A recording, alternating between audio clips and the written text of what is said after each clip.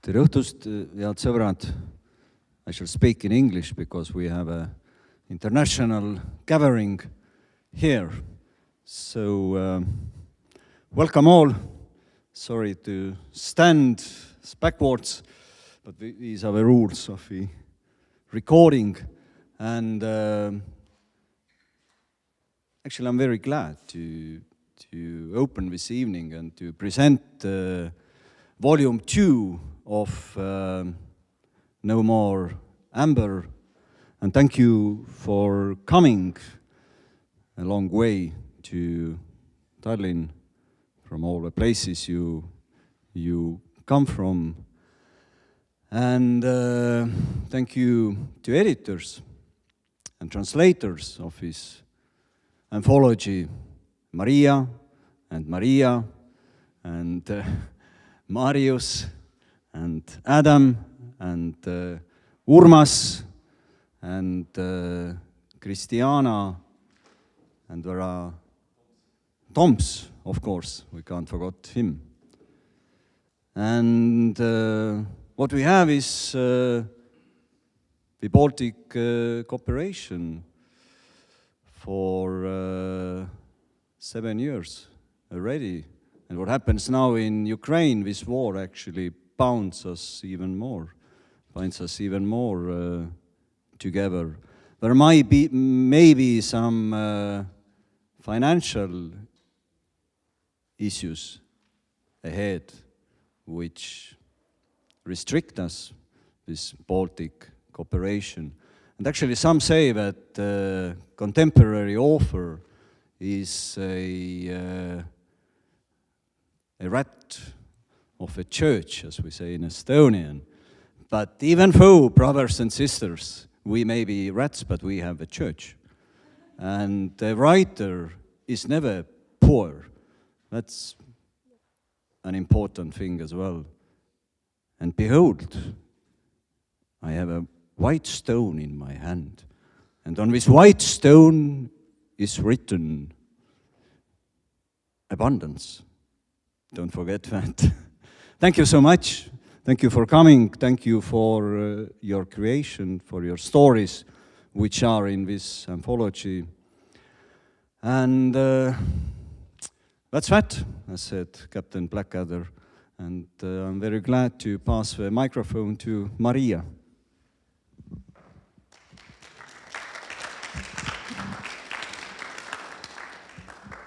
Thank you, Teet, for this very enticing foreword.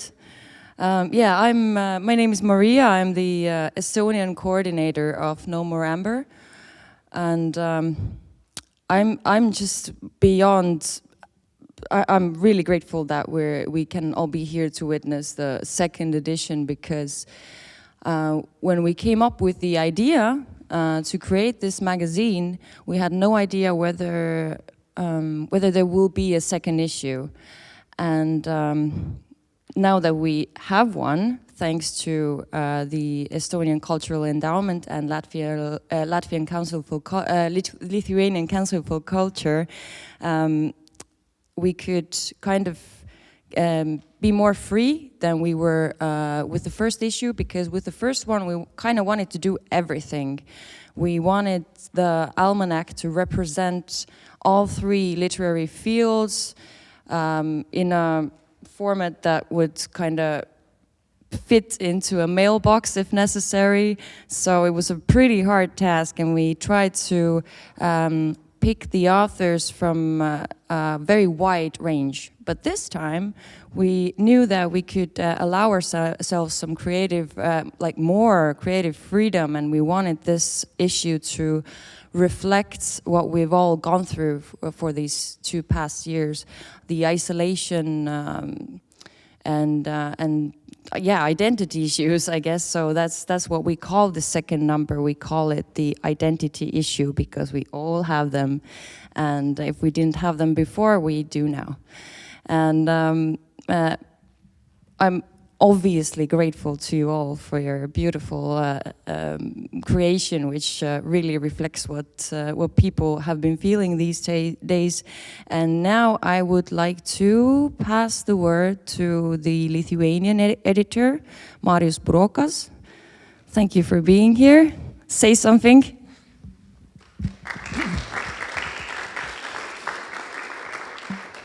Hello everybody, it's really nice to be here again and to present the second issue of No More Amber. And it's brighter and fatter, a bit fatter than the first one. It's somehow it's weird, the times are getting harder, but our journal is getting brighter and fatter. And when we gathered to discuss the No More Amber second issue in Riga, the war was going on for 2 or 3 months already, and we all were angry, and we were thinking probably we should include somewhere in the pages on the cover "Fuck Putin." But when decided against that, because the journal itself and the cooperation of all of us, of Lithuania, Latvia, and Estonia, and the appearance of the journal, I think it's a good enough answer itself. Thank you.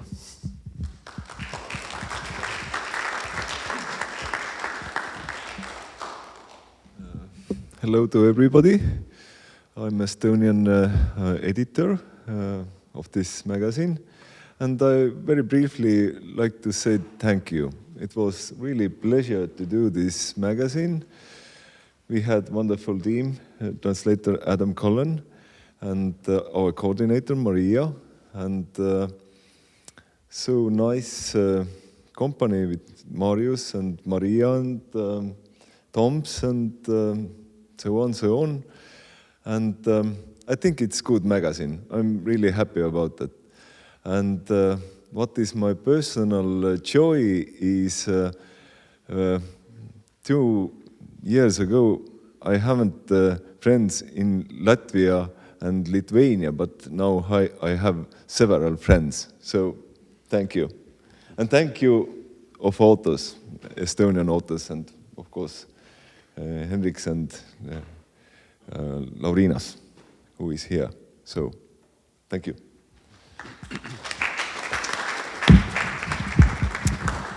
Tere õhtust.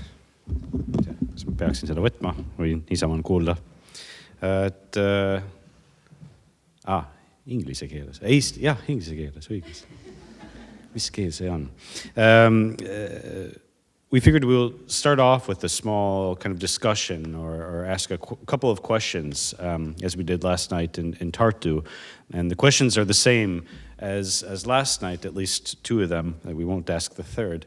But since every day is different, then maybe some of the presenters from last night, maybe your answers will also be different. Life changes and the world changes rapidly, far too rapidly these days. So to begin with, since as it was mentioned, this is our identity issue. We all have issues with our identity, and now we figured we'll do the identity issue. And personally, everyone has their own. As an author, it inevitably bleeds into your literature, into your work, perhaps purposefully, perhaps involuntarily. But I wanted to ask, then what is your literary identity? And feel free to jump in at any point, or we can start with Henriks. And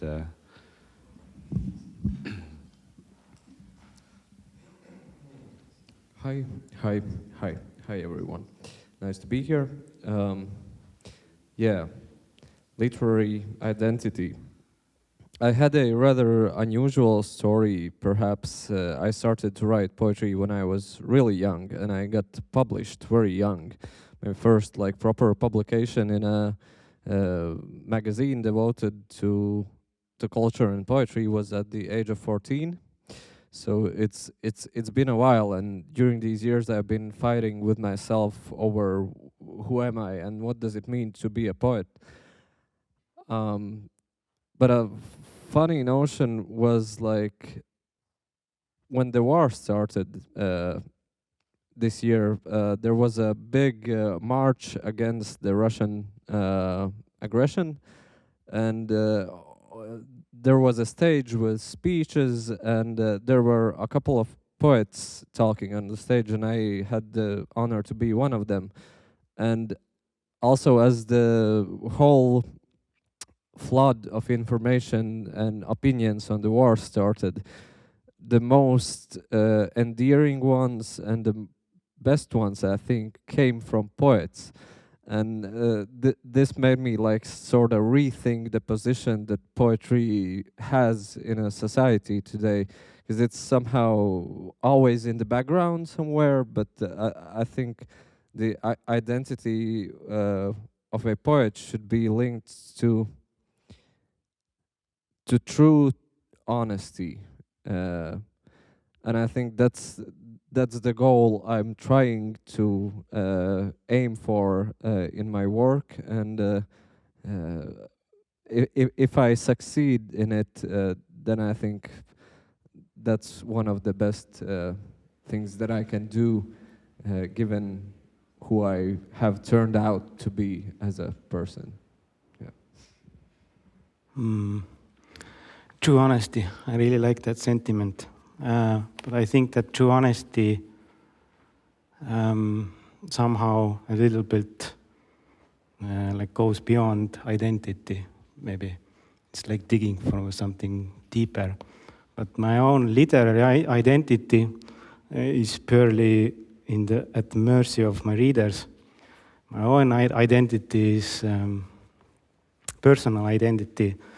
Seems to be like sliding between different types of irrealities caused by a few sleepless nights, and other times I'm mostly Estonian, but yeah, I think that poetry, as you said, true honesty, I think that poetry or literature should at least strive for something beyond that.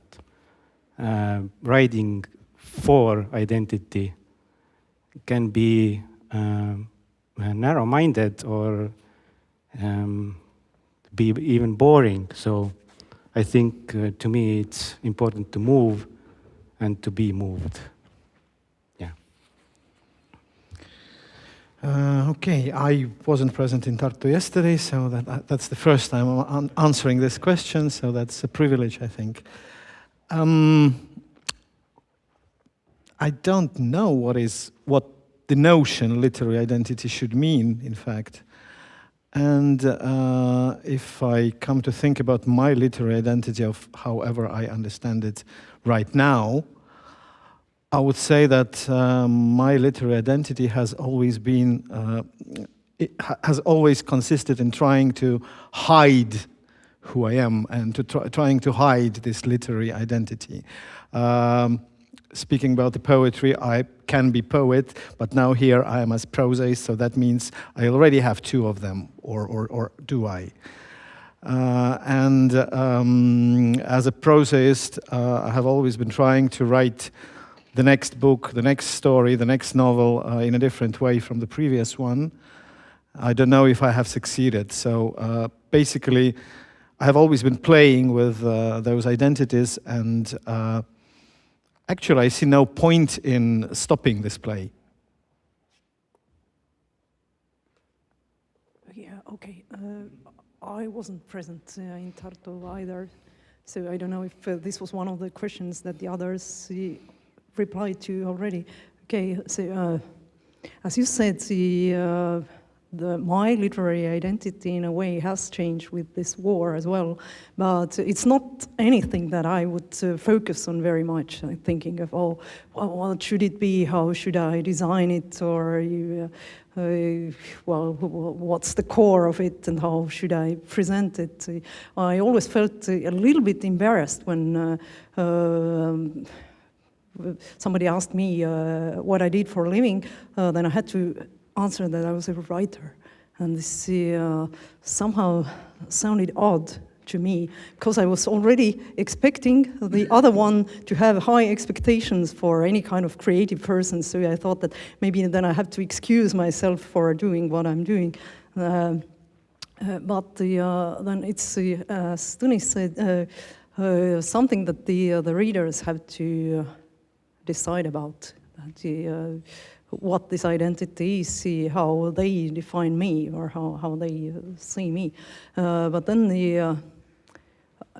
what I write has always been based on like real events, real life events to a certain extent, to real life experience. This is one thing that gives me confidence that such things can happen because they have already happened. And then with the outbreak of or with the start of Russia's aggression against Ukraine, I felt that I don't want to have anything to do with fantasy anymore. I felt like I had to go there, and I did drive there. And I felt that I had to write rather a reportage about what was going on. Somehow, my own ideas, my own feelings that were detached from what is going on in the world seem to be so out of place. So I think I always felt this kind of journalistic urge in me, and I think now the events in the world have even pushed me further in that direction. So not I'm not a poet with a I don't know. Yeah, well, that's there is nothing really. I'd like to think of myself as a very down-to-earth writer. In a way. Yeah. Yeah, I don't know how about you, but for me, my understanding and my claim that I am a writer, it's a sort of dynamic thing. It is stronger when I publish a new book, or when I get a review in a press. Then you kind of feel more. I feel more of the writer. But when in other periods it sort of gets a little bit lost, and if somebody asks me, especially people not belonging, common people, so to say. So I try different strategies how to avoid saying I'm a writer, because that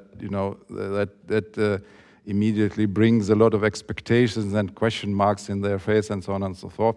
So my most common sort of way around it is to say I'm a translator, which is true. I mean, the writers are translators too, from some kind of primeval language, if you want. Or I say I work with books, and yeah, that's mostly also leaves some kind of question mark, but a different one than if I said if I'm a writer.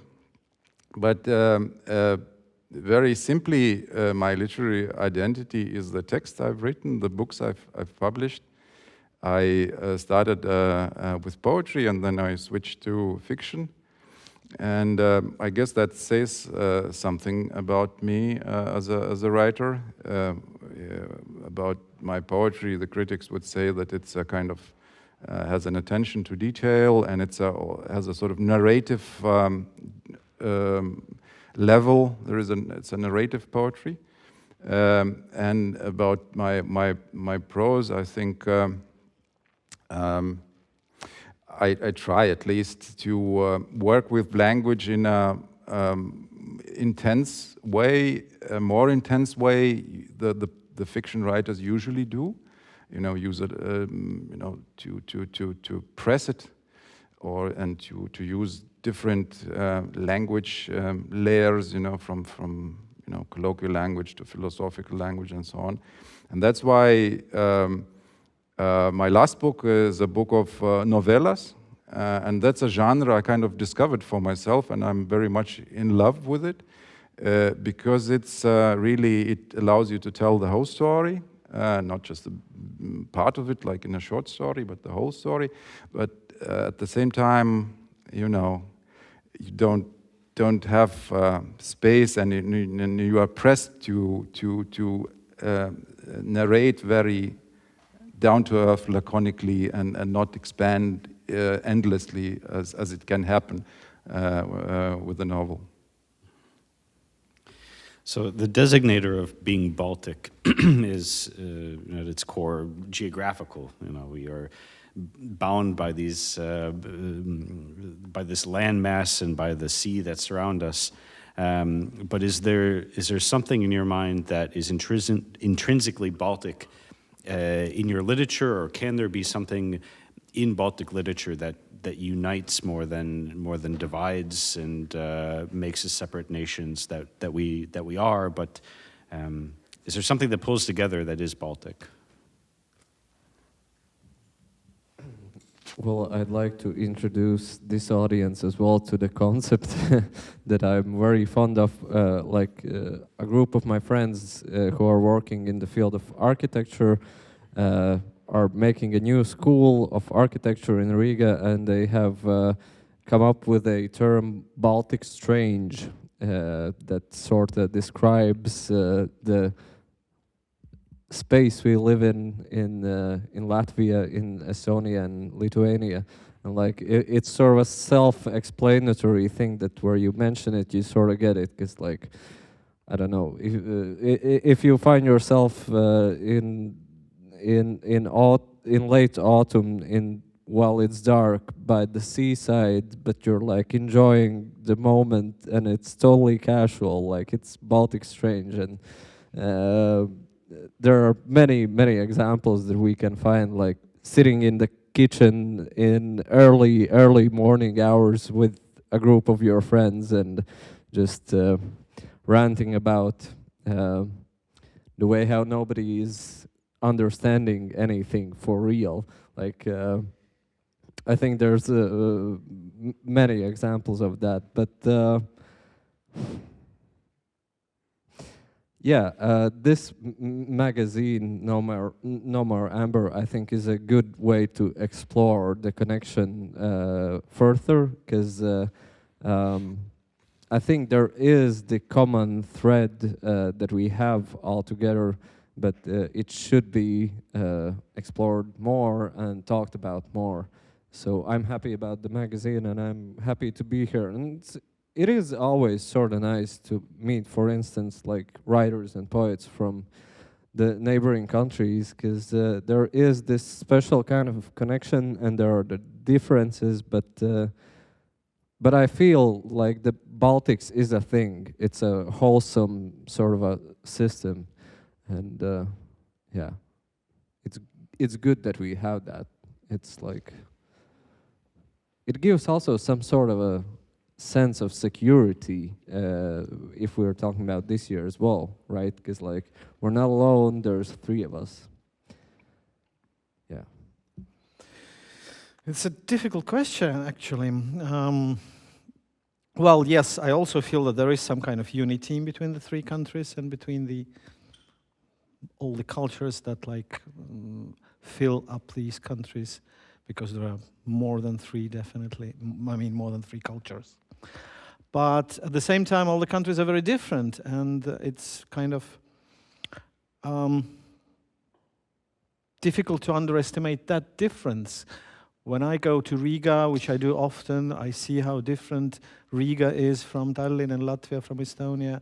When I go to Lithuania, which I do much more seldom, I see that Lithuania is further from Riga than Riga from Tallinn is.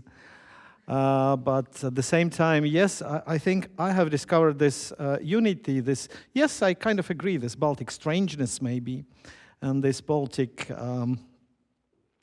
darkness, meaning the nights, through sport. It's strange. So in international, whatever, championships, tournaments, if there is no Estonian team, I see, I want to support someone. And I see if there are any Latvian teams. If there are, I start supporting them. If there are no Latvian teams, I look at Lithuanian teams. If so, and then I start supporting them.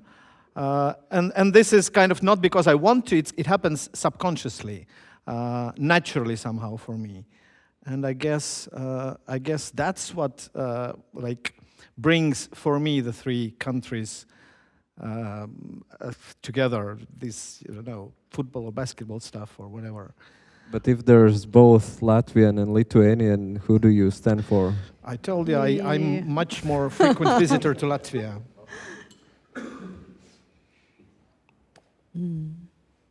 So, what about you? No, and the kitchen is very small, okay? Yeah. I have nothing to add. Yeah, well, I think I agree with P.I. Filimonov very much, because it's also for me a spontaneous reaction to support first the Latvians, and then with all my love for my Lithuanian friends, then come the Lithuanians. But of course, it is like a block of these Baltic states that they are talking about geopolitically, and so geopolitically and historically we have very much in common. And well, culturally, yes, as far as culture is something based on common experience in history. But then just once when I was in this writer's retreat in Ventspils, I started to think that the audience that I'm writing for, if it's not Estonian, then the first, the first foreign audience for me would be Latvians, because I know with them that sometimes there is no need for lengthy explanations. We just understand each other at half a word. We say something, and this is something like a password, like or something like, and it's already clear for a Latvian that which kind of word you want to refer to, and then what are these keywords that like open up the discussion without really any need for like laying out the basis that, okay, now we are going to explain these things. And with Latvians, it's quite clear already from the start. It's not like that with the Finns, for example. They might not always understand our irony. They do have their own irony and then their own very nice, nihilistic sense of humor. But in a way, there is this lack of some common experience that ties us very much together with the other Baltic people. So it is an important point of reference for me, the Baltics, and especially Latvians. Yeah, sorry. One time in Lithuania, we went to get some weird ice cream, and we had my translator Agne there, and a 62-year-old American poet from Texas. And it somehow happened like me and another Estonian and Agne started to talk exactly the same historical story to explain to that American why is this and that important. So the unity comes out when we are faced with something more strange. Yeah, like Texas, yeah. Yeah, so me being the remote neighbor from the south, I think I can relate to what you say. And continuing the Ventspils theme, I was in Ventspils last autumn, and there was a Polish poet and translator, Maciej Waligorski is name, and he told me a funny story about the three Baltic countries, because he came there to Ventspils and started asking the staff and the writers about, you know, how do you feel about each other, and what are your relations, these were the Latvians saying, well, the Lithuanians, they are different. They are wild, and they're full of energy, and they are more like you Poles, They're different. What the temperament, the kind of lifestyle goes, we are closer to Estonians, but they are better.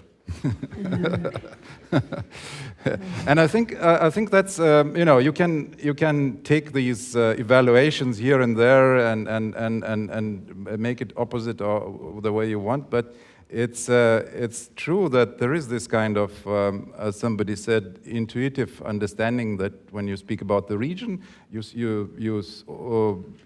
spontaneously have three, and that's the whole, it must be counted in threes, and I think it is good also that there are these historic, temperamental, cultural differences, as long as we have this understanding that we are still somewhere there, and we have to, and we can enrich each other through those differences, because if we were all the same, I mean, that would be boring actually, if Lithuania didn't differ from Latvia and Latvia from Estonia. So I guess that I had this feeling, in the 90s and in the 2000s that. People in three countries wanted to go their own ways. Everybody wanted to go straight to the West, not via the region. And this journal and other good cultural initiatives show me that this is probably the tide is now on the other side, and I like this because we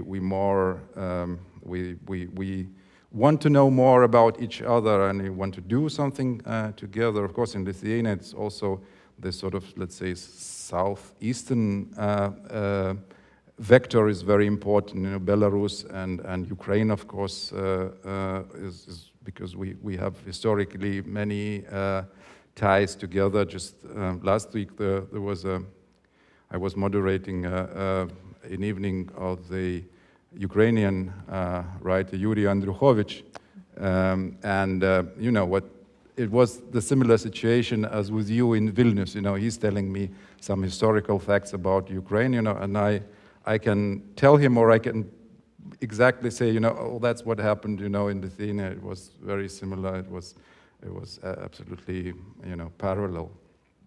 If I may add, I think that this year has also made us re-evaluate the so-called Eastern European identity, because, from the Western perspective, Eastern Europe has always been a rather weird thing. I think this sort of in-between zone, like the buffer zone, and history has much to do with that, of course, as well. But me and some of my colleagues, for instance, we've talked about how we need to take pride in being from this part of Europe, from this part of the world, and we realize that we're feeling ashamed of being Eastern European, for instance. It's not a label that you want to carry, for instance, right? But there's great beauty, great strength, and beautiful strangeness in our region, and we should cherish that more than we do now, I think. Yeah, I remember this meme on the social media, which was about talking about Russia with a Western European and talking about Russia with an Eastern European, and the pictures were talking about Russia with a Western European was a picture of a little baby girl playing with the toy plane, and talking with an Eastern European about Russia was accompanied by this painting by Raphael, the School of Athens. So you can see how these things are changing or these attitudes are changing. I think that re-evaluation, sorry, I don't know how to pronounce that, it's like a thing that happens in quite a longer time, but this, right now, at least my own identity happened like in a few hours, so it's like a rebirth more like than re-evaluation. Well, thank you. And with that, I think we'll go on to the readings, and we can begin with Maarja. Oh, okay. Yeah, sorry, I was just messing with my phone before, not even looking at my audience and at my nice colleagues here. This short story comes from a book titled Dantelik auk, Dantesque hole. And it's about a writer's retreat, but not in Ventspils, but on Gotland, in Visby. And the excerpt has been chosen by Urmas. Küünlad põlesid. Kenadus, puhas kenadus täitis sööginurga õhku. Ah, milline laud, millised lõhnad. Vau, milline tualett sul on. Zeti kõrvale istus valges spitspluusis valgevenelanna Valentina. Tema rääkis ainult valgevene ja vene keelt ja sai nõnda selles seltskonnas rääkida ainult 3-4 inimesega. Paksuke Valentina oli imelaps. Oma esimese raamatu oli ta avaldanud 12-aastaselt. Nüüd kirjutas ta öösiti mingit punkdraamat. Valentina ärkas kell 2 ajal päeval, tuli kööki ja hakkas kohe spagette keetma. Ta sõi neid lihtsalt veeskiidetult, ilma mingi lisandita. Zett arvas, et Valentina võiks olla tema klaasnuudlite tänuväärne sööja. Viimase raamatu honorar oli mul väga hea, ütles neiu. $1000. Ahaa, ütles Zett. See summa talle ausalt öeldes ei meeldinud. Lukašenka Valgevenes oleksid asjad pidanud olema kehvemini. See tähendab muidugi mitte rahas. Autoritele makstakse nende endi raamatutes. Valentina tõstis korraliku portsu klaasnuudleid taldrikule, sinna kõrvale muidugi ka kukeseeni ja vorstiga kuskussi. Zett jälgis klaasnuudlikausi teekonda. Valentina kõrval istus kena lesbipaar, tanksaabaste ja turrisjuustega õrn Liise, kel oli soo-uuringutes PhD ja lopsakate rindadega ülisarkastiline Matilda, noor kirjanduskriitik. Nad tõstsid endale korralikult kõiki toite, klaasnuudleid ja krevette, võib-olla isegi rohkem kui muud. Võib-olla tõesti. Matilda kõrval istus norralanna Liine, kes endale klaasnuudleid ei tõstnud ja andis kausi kohe edasi grusiin Malkhassile, teemonliku näoga näitekirjanikule ja Anta Peigmehele, kelle jaoks aasta üks suurimaid katastroofe oli see, et Nobeli preemia läks Herta Müllerile. Grusiin heitis sünge pilgu krevettidele ja küsis, no što это rõõba, ega tõstnud sellest kausist oma taldrikusse midagi. Ta küsis Antalt, kas too soovib. Zett rääkis parajasti Matildaga arvustuste kirjutamise eetilisest painest, aga jälgis tegelikult, kuidas Anta reageerib. Ta oli juba aru saanud, et Anta on vilunud kokk ja oma grusiinile küpsetas ta muudkui vihale ajavalt põhjalikke roogi. Zett ei teadnudki õieti, kas ta oleks tahtnud, et asjatundja proovib tantsusrooga. Jah, tai, kalakaste ja laimimahl olid kurja juured, asja persekeerajad, kiskusid elukatest ja nuudlitest viimsegi elumahla välja, muutes need kuivalt hapuks. Anta raputas pead. Ta raputas pead väga enesekindlalt ja grusiin pani suure klaaskausi lauale. Otse oma taldriku ette, edasi ei hakanud ta krevetirooga pakkuma. Veidi aega sõi grusiin vaikselt kukeseeni ja omletti ja rüüpas veini, siis vangutas ta pead, pani kahvli ja noa käest ning jäi klaasnuudleid põrnitsema. Zett rääkis nüüd pealiskaudselt Dagbjörtiga tolle veristest, saagade põhjal kirjutatud krimilugudest ja jälgis vilksamisi grusiini, kes tema rooga muudkui põrnitses üha süngemalt nagu mõni hulluv vana kurat. Siis nihutas grusiin küünla jalga ja Anta kartulipudru kaussi, püüdes laua keskele ruumi teha ja rõõbakaussi endast kaugemale nügida. aga tekkinud tühi koht polnud piisavalt suur. Grusiin vaatas sööginurgas ringi.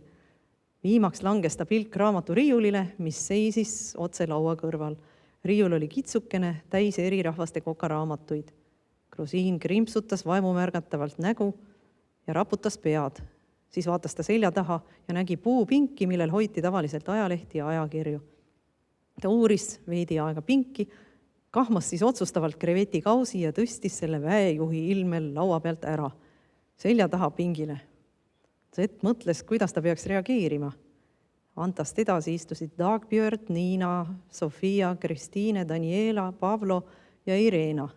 Irena oli Poola tõlkija, väga vikside maneeride ja ülibritiliku inglise keele hääldusega kaunitar. Zeti klaasnuudlid polnud jõudnud neist kellenigi. Zet rääkis anekdoote ja jälgis oma nuudlikaussi grusiini selja taga. Valentina, kes oli suuremast vestlusest ära lõigatud, tõusis nüüd püsti ja teatas, et ühel ta sõbral on sünnipäev ja tema peab minema sõpra Skype'itsi õnnitlema. Zet heitis pilgu paksukese neiu taldrikusse. Ette tõstetud suurest klaasnuudli portsust polnud tüdruk suurt isegi näksinud. Kõik krevetid ja kanatükid oli ta hoolikalt taldriku servale lükanud. See ala tähistas taldrikul prügimäge. Valentina läks taldrikuga prügikasti juurde ja kallas puutumata jäänud krevetiroa suurde plännikusse kirjaga garbage. Anta lehvitas neiule lahkelt, teised kenad inimesed lehvitasid samuti. Zet piidles grusiini ja klaasnuudli kaussi tolle selja taga. Maybe just a few words to explain what is going on.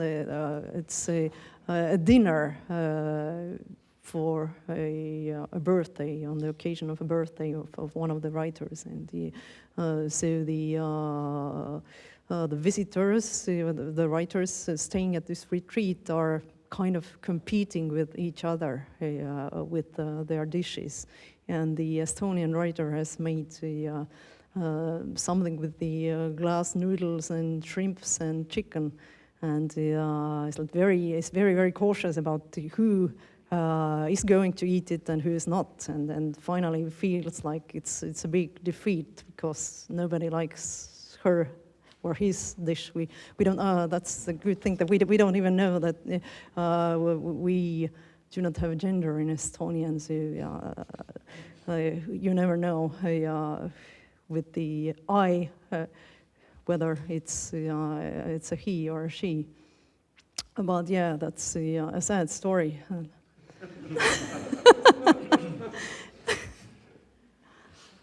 And then I changed the name Anta for Jana.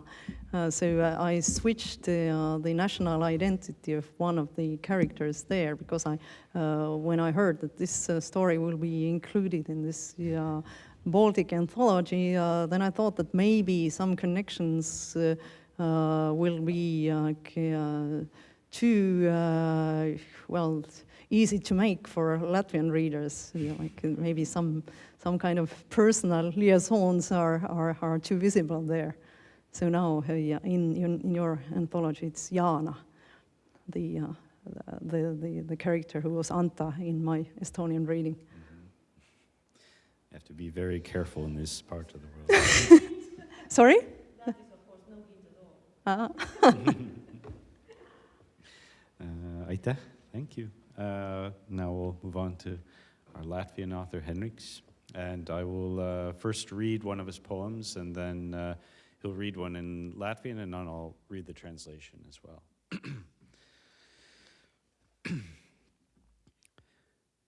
Paradise is in two teenagers when they skip math class, as well as geography, English, and homeroom to go to the seaside, drink Lucky Dog cider, and try to fuck in the forest, even though it's winter and it's wet.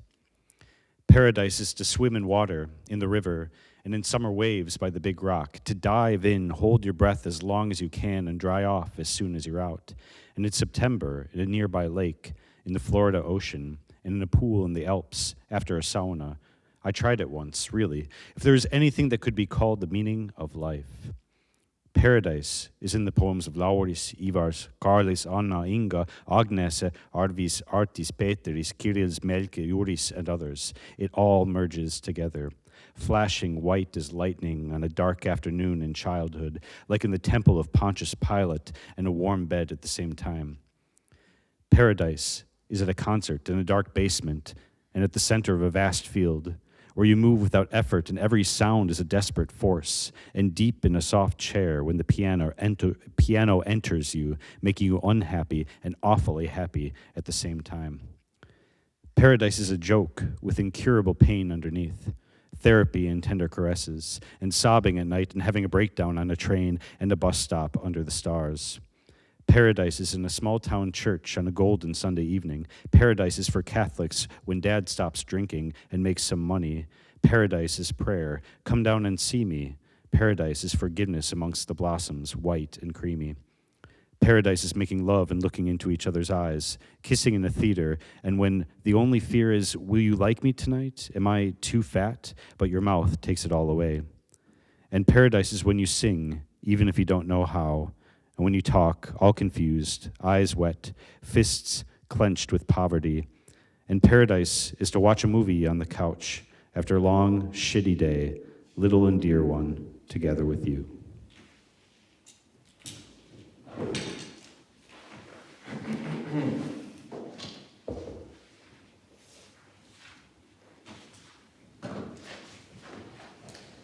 Es esmu redzējis savus paudzes spožākos prātus vientuļi mirdzam datora ekrānā 5 no rīta, dzērumā rakstot atvadu vēstules 140 simbolu garumā, no rīta paģerās dzēšot ārā savus aristokrātiskos profilus un aizslaukot vējā visus ģeniālo dzejoļu failus. Mēs pelnām naudu, kustinot pirkstus, tas ir vienīgais darbs, ko mēs protam, labinot taustiņas stundu pirms termiņa beigām, vēlā vakarā skaistu cilvēku pilnā dzīvokļa stūrī vai saules apspīdēt kādā skaistā kalnu kurortā. Mums ir iespēja apceļot pasauli, mēs esam pirmie, kuriem šāda iespēja dota, un mēs darīsim visu, kas ir mūsu spēkos, lai to neizmantotu. Mums ir pieejams pasaules niknākās apreibinošās vielas, kuras pasūtīt ar piegādu uz mājām, jebkurā naktas stundā, un arī to mēs nekad nedarīsim. Tā vietā mētāsimies kaislīgos sapņos par piedzīvojumiem, ekrāna gaismas apspīdēti, savās ērtajās, glītajās gultās. Mēs esam ieinteresēti pasaules politikā, tehnoloģiju attīstībā, zinātnē un literatūrā. Mēs neesam speciālisti nevienā jomā. Mēs neesam praktiski pielietojami, mūsu vecāki un mūsu vecāku vecāki mūs apžēlos un saudzēs. Mēs nākam no nelaimīgām ģimenēm, mēs izvairāmies apskaut mūsu mātes, mēs kautrīgi uzlūkojam mūsu tēvus, dusmās vīstot dūra zem galda kādā vidēji dārgā picērijā. Mēs apklustam ieraugot reklāmas, kas aicina ziedot slimiem bērniem par mūsu asākiem jokiem, mums pašiem naktīs ir kauns. Mēs esam izlutināti un patmīlīgi, mēs esam izmisuši un noguruši no labklājības, mēs meklējam drūmas un pamestas vietas, šausminoties par netīrību un ar baudu pielaikojot nabadzības, bagātības un pienākumu maskas. Mēs nekad neesam piedzīvojuši briesmas, bet mēs tās meklējam, mēs esam apsēsti ar sevi žēlošanu un smalkām kaprīzēm. Mūsu augstākais sasniegums ir atzinība no paudzes, kuras bērnību mēs nespējam iztēloties un mūs uzbudina nostalģija, veci foto un video materiāli. Mēs esam apdāvināti gaiši un izteiksmīgi, mēs esam stulbeņu paudze aizvainot un izdzisus, mēs esam iespēju izlutināti un kautrīgi. Mēs esam pārlieku pašapzinīgi, jebkura kritiska piezīme mums liek domāt par pašnāvību, jebkura atzinīga frāze liek drebēt pie visām miesām. Mēs ar aizrautību šifrējam ciet mūsu vārdus, mūsu teikumus. Mēs darām visu, lai būtu pilnīgi droši, ka neviens mūs nesapratīs, un naktīs mēs raudam par to, ka neviens mūs nemēģina saprast. Mēs esam drosmīgi un neatkarīgi, mēs esam spējīgi paveikt neticamas lietas un iekarot virsotnes un veiksmīgi piezemēties pēc bīstama kritiena. Mēs esam drošībā. Mēs apskaužam jukušos un mēs esam liekuļi, mums patīk smaržas, mums patīk saulainas dienas un mietpilsoņi. Mēs viņus ienīstam, mēs esam neusticīgi. Mēs esam Dievu aplaimoti, neatkārtojami, paši sev apnikuši. Mēs esam novēmušies lētos takšos un cienīgi uzvalkos kleitās un mēteļos, uzauguši laukos un pilsētās. Dārgu mēbeļu, lētu mēbeļu, datoru izaudzināti, mēs mīlam bērnus, un mēs no tiem baidāmies. Mēs pielūdzam tradīcijas un klasiķus, mēs par tiem smejamies balsī, mūsos nav pretrunu, mēs tās izdomājam aiz garlaicības. Kad ejam piedzērušies, peldēties un kniebjamies šaurās istabās, mums vajag, lai kāds pasaka labu vārdu. Mēs runājam bez apstājas, jaucamies sarunās, gribam būt daļa no kaut kā lielāka, no kaut kā cēla. Mēs sapņojam par labāku pasauli, un mēs gribam to tādu redzēt.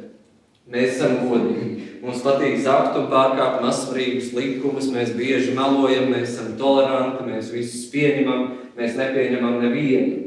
Katrs vārds, ko mēs uzrakstam, ir svēts, nekas no tā nav nepieciešams, bet mums tas viss ir ļoti, ļoti svarīgi, mums tas ir ļoti svarīgi. Mēs mīlam siltumu, mums patīk darīt sev pāri, mums nepatīk mūsu sejas, mēs skumstam par mūsu stieviem, rasniem, kaulēniem, strijām noklātiem ķermeņiem. Mūsu slimības ir romantiskas un mūsu slimības ir mīļas. Mēs nezinām, ko nozīmē slimot, mēs to gribam zināt, mēs stāvam lietu un sniegā plikām galvam kā amatieri. Mēs esam jaunatklājēji, mēs esam izlatuši, mēs esam pārāk augstās domās par sevi, pārāk zemās domās par sevi. Mēs esam. Mēs neesam lasījuši to, ko būtu vajadzējis lasīt. Mums patīk labi pavadīt laiku, mēs esam nosaluši, mēs nepārzinām vēsturi, mēs rūpīgi cenšamies būt bezrūpīgi. Kā iespējams sasniegt apskaidrību, kā kļūt slavenam. Mums nav pareizas atbildes, mēs aizrautīgi smejamies par muļķīgiem jautājumiem, mums ir laba intuīcija un katru nakti mēs aizmiegam Dievam plaukstās. I should mention, these are translated by Yeva Leshinska.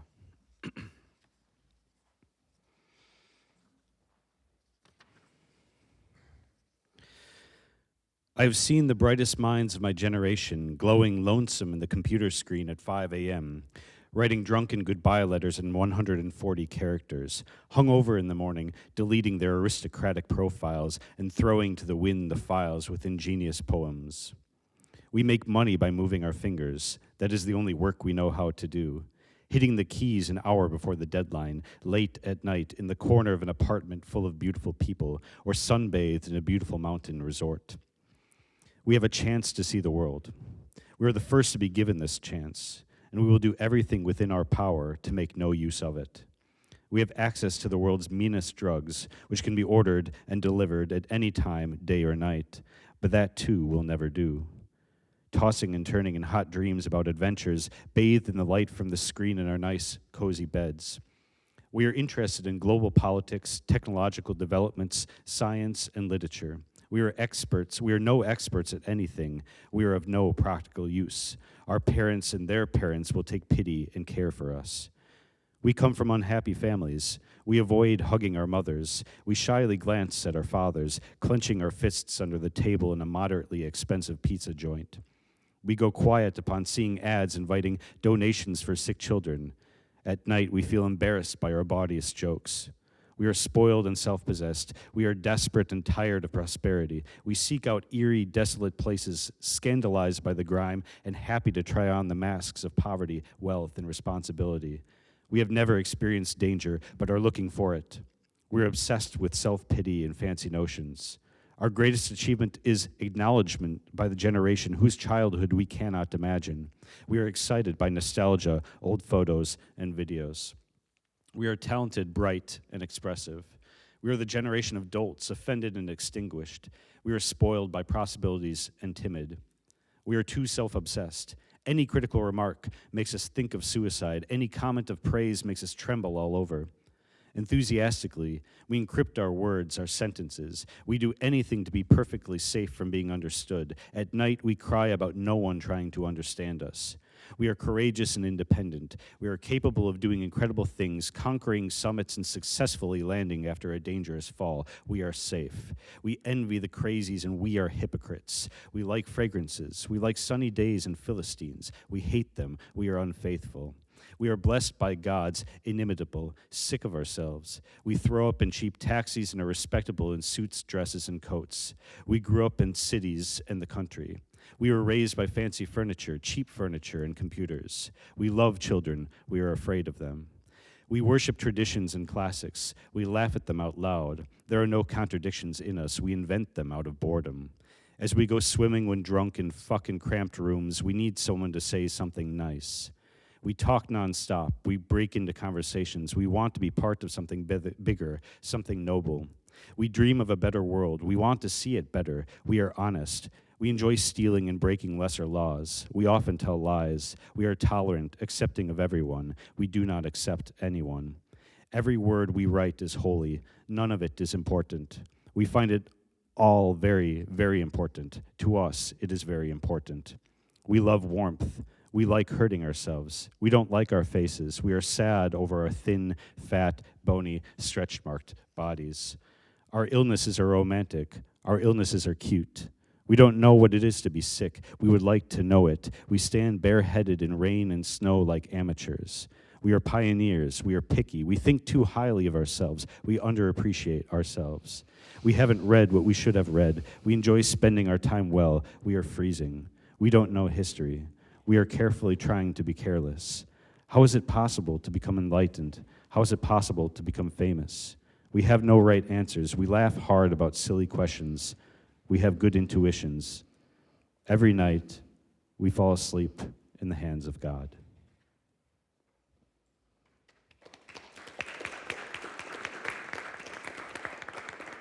Filimonov.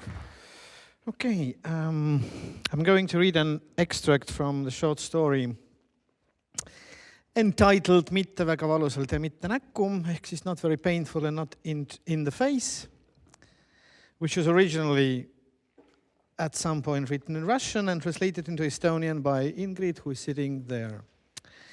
Yes, and the extract was chosen also by Urmas, and it's so freaking long, but you have to bear with me. Markuša lamas selili. Lamas mingis mitte just eriti mugavas poosis, kuidagi tervenisti kangeks jäänud. Markuša lamas selili ja vaatas tähti. Arvestades, et tähti oli näha palju, oli koht, kus Markuša lamas mitte just eriti valgustatud. Arvestades, et Markuša juustes oli liiva ja mingit jämedat prügi, lamas ta vabas õhus. Miskipärast oli teksede lukk lahti. Noh, olgu, see on oletame veel täiesti normaalne. Ta on ka varem niimoodi ärganud, ainult kodus. Noh, juhtub. Inimene kavatses riidest lahti võtta, aga ei jõudnud, alkohol osutus tugevamaks. Väljas see on ilmselt juba liiast. Markuša tõusis püsti, tõmbas teksede lukku kinni ja otsustas, et tuleb siit kuidagi minema pääseda. Kust siit? See ei tundunud teab, mis tähtis küsimus. Ehkki koht ei paistnud üldse tuttav. Mingi jäärak, mingi otsutades plärtsutavate helide järgi vesi. Tundub, et linnast väljas. Pole midagi, kohe teeb poolt asukoha kindlaks. Markuša hakkas taskutes sorima. Mõne paanilise minuti pärast oli ta sunnitud konstateerima, et poolt talle sel hetkel abiks ei ole ja maastikul orienteerumisega peab ta kuidagi ise hakkama saama. Telefoni Markušal ei olnud. Veel mingi aja pärast ehitas ta üles loogilise jada. Need ei õnnestunud tal selles olukorras mitte eriti hästi ja hakkas jälle kättega taskuid patsutama. Nojah. Ka rahakotti Markušal ei olnud. Ainult majavõtmetega võis ta veel uhkustada. Olgu. Peab liikuma hakkama, otsustas Markuša. Teravalt tajutavad kehavigastusi ta ei avastanud, pea lõhkus natuke ja süda oli paha, aga Markuša arvas, et see on organismi normaalne reaktsioon eilsele. Tuleks kas või tee peale välja jõuda. Need on meil, jumal tänatud, igatsugu siltide ja viitadega hästi varustatud. Kõigepealt tuleb koju jõuda. Või pigem ei, vaidles Markuša endale vastu. Ilmselt tuleks kõigepealt panka helistada ja kaardid kinni panna. Globaalses mõttes pole ju midagi traagilist juhtunud. Ta on elus ja isegi vist terve. Sularaha tal õhtul muidugi oli ja ausalt öeldes ikka üksjagu, aga olgu peale, selle kätte veel ei sure. Tuleb uus telefon osta, uued dokumendid teha. Kõik see tähendab kulusid ja peavalu. Ikkagi sellest ei sure, rahutas Markuša end veel kord ja läks oletatava tee poole liikvele. Kõik teavad, et maailma kõiksus või kes meil seal tema asemel on, soosib inimesi, kellel alkoholisisaldus veres on kõrgendatud. Seetõttu leidis Markuša tee üles ilma suuremate seiklusteta. Edasi tuli hääletada ja oma asupaik kindlaks teha. Kellaaega ka ei teadnud. Markuša kuulus nende kodanike hulka, kes hoiavad kõiki mune ühes nutitelefonis. Eraldi kella ei kandnud, aga tundus, et oli öö, sest septembris hakkavad päevad juba lühenema ja selline pimedus võib olla ainult öösel. Markuša sirutas käe välja ja vehkis sellega saamatult. Autosid praegu ei olnud, nii et selle järele polnud tegelikult vajadust, aga šokiseisundis inimese üle ei ole mõtted karmilt kohut mõista.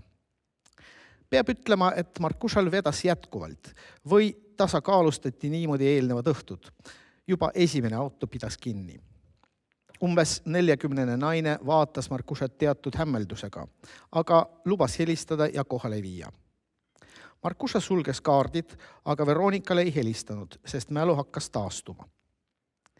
Mälupildid tulid Markuša juurde, mis on ka loogiline, mitte sidusa sisemise mängufilmina, nagu on omane terve inimese meenutustele, vaid üksikute sähvatustena, flashbackidena, mis tungisid läbi nii kõige haaravast alkoholist kui ka muud päritolu peavalust. Näe, nad jälle tülitsevad Veronikaga. Täpsemalt, mis tüli see oli? Kõik oli küllaltki argine. Markuša üritas jällegi ligi ujuda, teha selgeks, nagu talle tundus nii loogilised, et loogilisemalt pole võimalik, et naisele on kõige parem temaga viivitamatult ühtida ja sukelduda õnnelikku paaris, hiljem ka rohkem kui paaris eksistentsi, kuni küllustike elupäevade lõpuni.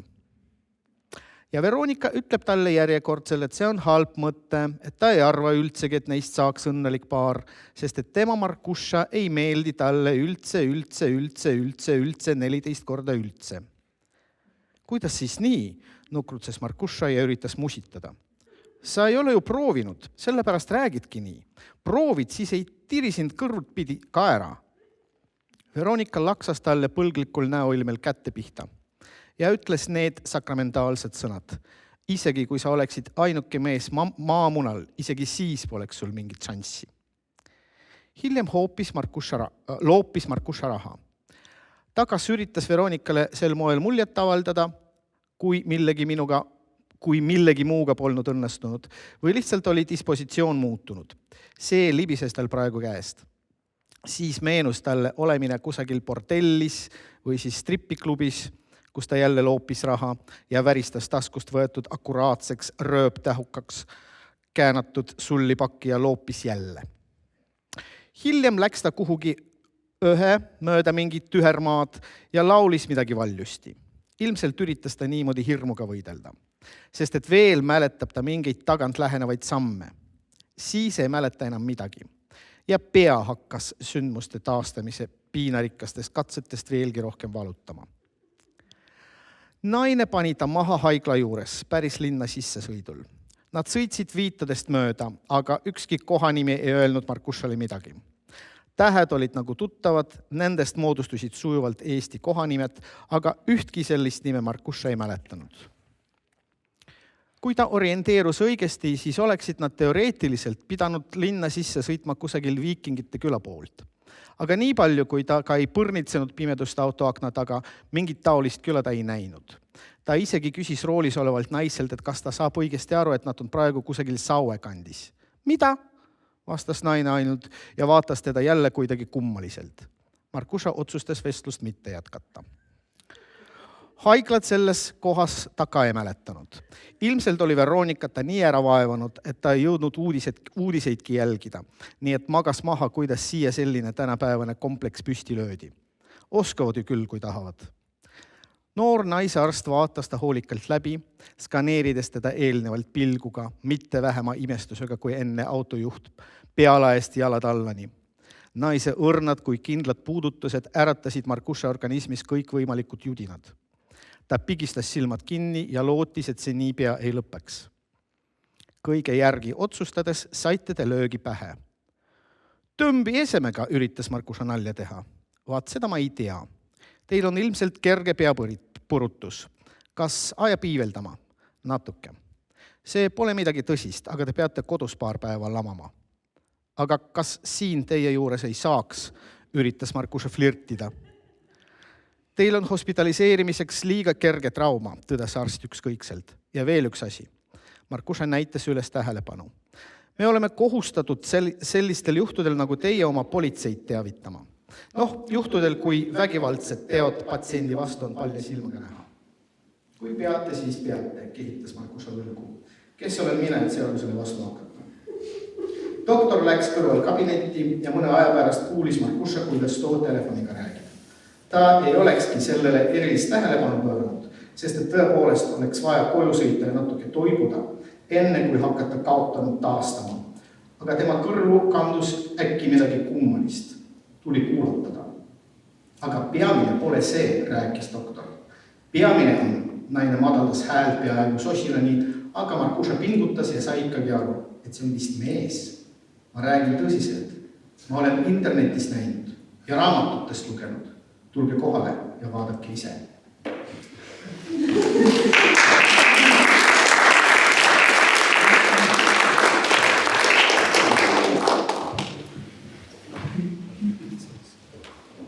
Yeah, I will read from a novella from a last book of mine. It's called 1-0. It's this 5-year-old computer code. But also the main character in this novella is called 0, null. So you can read the title as a certain zero. Also like that. In two sentences, it's like a satirical story about two kinds of people stuck in one building, and for some uncertain reasons they're not allowed to get out of it. And it's also a story about this sort of in-between state between reality and virtuality, between communist past and capitalist present, between elites, hipsters, and common folk. Beetroot, as the saying goes in Brazilian. I will read a short excerpt from the first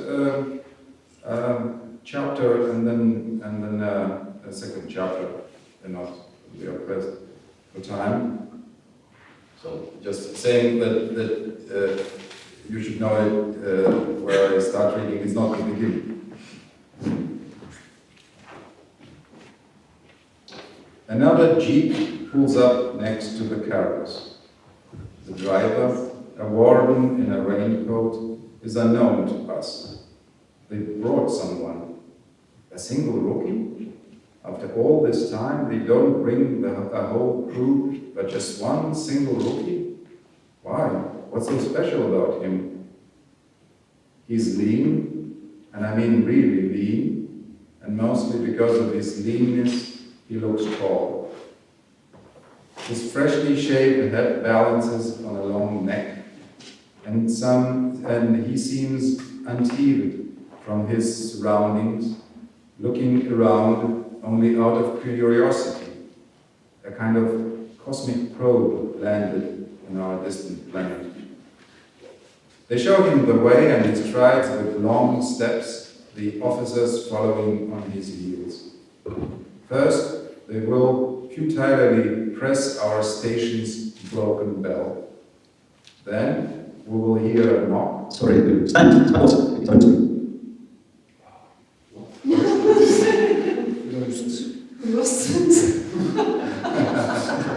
All right. That's 0, 1, 1, 0, 1, 0, 1, 1. Yeah, 0 keeps silent from wrong. First, they will futilely press our station's broken bell. Then we will hear a knock, and the guard will get up from his post and unlock the door. Varna's whistle sounds, and we tumble into the showers, swearing and crashing like a herd of bison, risking being trampled and pushing ahead so as to take our turn in the running showers.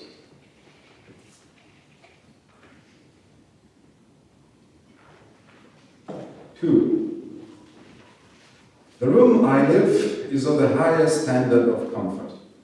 It has a bed with an ergonomic mattress and a pillow and a blanket made of natural Scottish wool. When I pull the blanket over myself, it is so lightweight that at first I don't feel it at all. It's only after my body is enveloped in the comforting warmth that I say to myself, ah yes, perfect. There are redwood cupboards, real redwood, not laminate, for my clothing, paired with a wine-colored rug. And a rocking chair, its rockers shaped and hammered by a blacksmith. In that, shall we say, other life, when I used to have to run like a headless chicken from one client to the next and prepare reports and proposals late into the night, I could only dream of the half an hour in a soft armchair illuminated by a torchlight. At first, the excuse was, this is the life in a startup. Then, an aggressive growth strategy. And then later, it became, I can pay off my loans sooner. It's only now, when it's all in the distant past, that I fully understand how much I was fooling myself, and, more importantly, that I was doing it sincerely. These days, I can rock in my chair to my heart's content. Let's continue. A flat-screen TV takes up half the wall. I have yet to explore every channel, but there are 999 available to me as advertised, or perhaps it's the other way around. The speed of the built-in internet is blazing.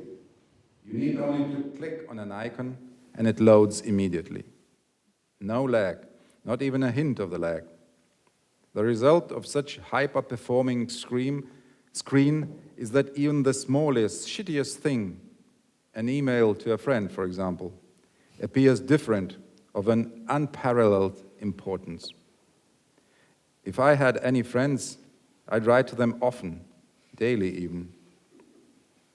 I eat at an oval table by the window. The food is akin to what you would expect to find in a five-star hotel, but with a distinctly homemade je ne sais quoi. For example, at breakfast they usually serve freshly squeezed orange juice, espresso, a bowl of cereal with soy milk, organic marmalade, and a selection of croissants. In addition to the juice, or sometimes instead, they also provide something seasonal. Birch sap, for example, in spring, or a pureed asparagus spread. Essentially, they serve only roots and plants grown in the earth and fruit preserved primarily by drying. Nuances, focus on pure, clean food. Let me also say that everything is served in a traditional manner, presented on large white plates in clear glass dishes, Asperger and Bollingen tableware. And this plain background highlights the materiality of the fruits of the earth. And not just their beautiful form, but also their tasty taste. My apologies for the meaningless description, but there is no other way to say it. And all this engenders me in an overwhelming greed, a lust that turns my morning meal into a vision and eventually transforms the act of swallowing into a communion. Becoming one with the food, even just for a moment, because I know what is to come, the return to one's senses that always arrives after intoxication, disillusionment echoing in the dishes, as white, as noble as they were a moment before, but empty now. And no, not hopelessness, but a small sadness, refined just like the food. Anyways, not once I have seen a cook or server bring me food. It works like this.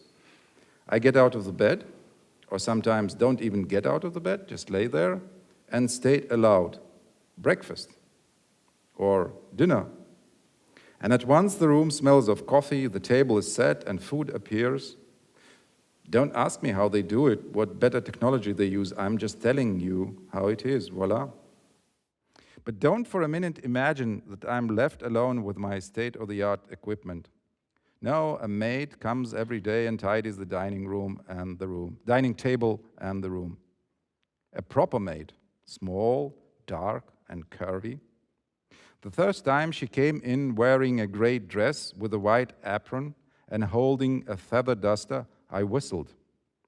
I thought she was going to start fanning me with the feathers, like I've heard they used to do to the Egyptian pharaohs. But it turned out it was intended for cleaning dust from the chandelier. When watching television, it's only natural that sooner or later, most often sooner, a man develops sexual needs. These are also tended by my maid. Again, you will accuse me of making this up, that it's something I saw on television. But I have no need to fantasize. I repeat, this is a special place where a man has everything. She throws off her clothes and spreads her legs without saying a word. The last time she had only started to tidy, seducing me with her feline motions, clearly full of desire, and I could not restrain myself until after she scrubbed, so I scrubbed her then and there. Sorry for the pun. In our most intimate moments, she calls me Mon Chéri, and I call her Isaura. But there is one thing that bothers me. There is a leaky downspout by the edge of the building. During one downpour, this one lasting so long that I had forgotten when it started, I went to the window and pressed my nose against the glass like a disgruntled little child and watched the water gushing through the hole. I stayed like this for hours. I asked myself many times, what are you staring at? Why are you stressing? Is that your business, what happens beyond these four walls? It's a rusted pipe. Let the water run where it wants. Get away from the window. Turn on the telly. Sometimes I would even force myself to lie down on the bed or to pick up the remote. But eventually, I'd be at the window again, watching the same thing, the telly off. Who can you call to ask to stop the fucking rain? It's not so bad when it rains heavily. The water roars and jets through the pipe and pours out of the hole, and its heaviness, its impudence muffles the appalling chaos. But if there is just a light rain, then you can almost believe the pipe is not going to leak, that some magical, miraculous event has occurred and the hole has been sealed by an invisible, impermeable something. But then I see it, hiding like a terrorist.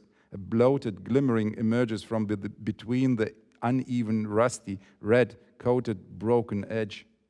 At first, just a feeling, then a drop, then several drops, then a thin, agile stream running down.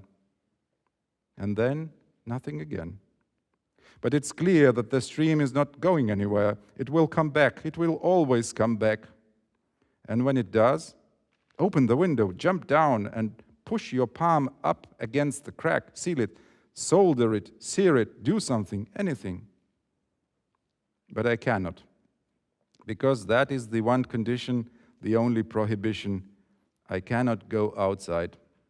It is strictly enforced, no exception. To do so means to lose everything, and they throw you out with these other animals. Thank you.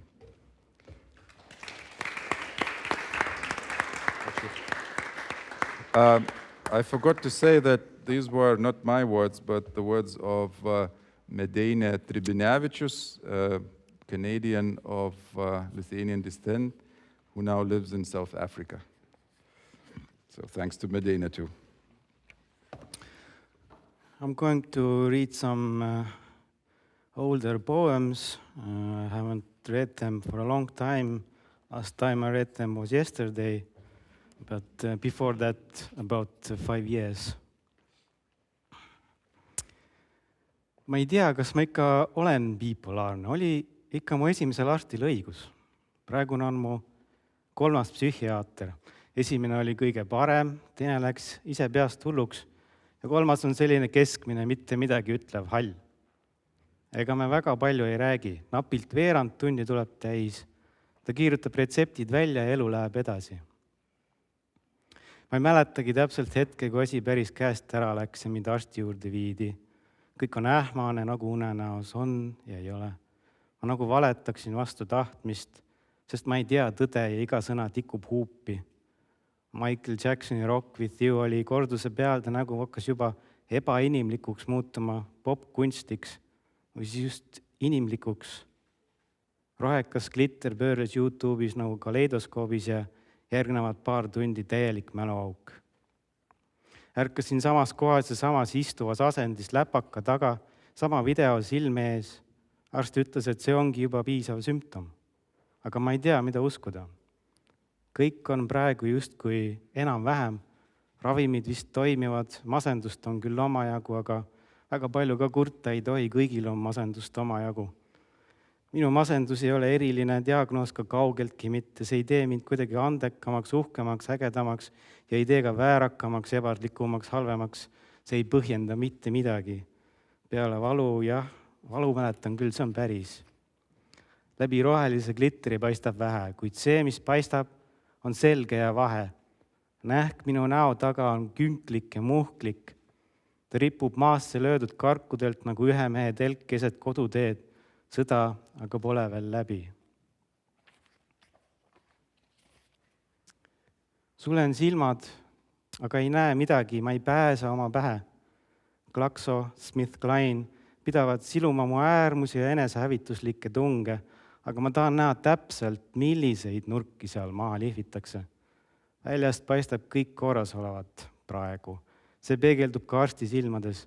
Kui ta mulle otsa vaatab, siis on mul tunne, nagu sõidaks ta Google Street View autoga mööda mu aju kurdusid ja kaardistaks mu tänavaid. Ja alati on tunne, et arst teab minust rohkem, näeb rohkem kui ma ise. Ma ei ole kindel, kas see on sellest, et ta teabki rohkem või sellest, et ma teda usaldan. Võib-olla usaldus ongi see, mis põrgatab meid lähedaste, tuttavate kolleegide, arstide vahel nende sarnaseks, põrgatab meisse teiste kuju, ühenäolise. Kahtlastad kas või korra ja su nägu deformeerub, üritades ise seda salajas hoida. Aga Google Street View auto ei pääse igale poole. Seal, kuhu me läheme, pole teid. Sulen veel kord silmad, lausa pigistan nad kinni. Korraks on kõik laugudest ja põlevast laelambist veri punane. Ma loksun kaameli seljas läbi punase kõrbe. Tuul keerutab liive ja koos sellega liigub lakkamatult mu vari, lainetab. Vari on madala päikese käes pikk. Kaameli seljas ratsustaks just kui kõrend luukere, ma näen surma.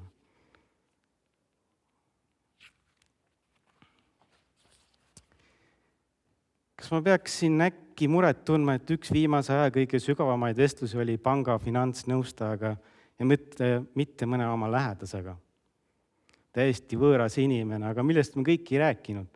Majanduslikust seisust, plaanidest järgmise 30 aasta jaoks, siis plaanidest pensioniea lõpuni, keerutamata öeldes surmani, sõdade võimalikkusest selle aja jooksul, linnade kasvamisest, kahanemisest, rahva iibest ja uutest ja või tühjadest kodudest, maatükkidest, bensihüpetest, liiklusõnnetustest, vaimuhaigustest, invaliidsusest, töövõimetuse määradest, pärandustest, vanematest lastest ja lastelastest, laenust, loe võlast. Kes saab, kes ei saa, kes on usaldusväärne ja kes mitte. Mis on usaldus?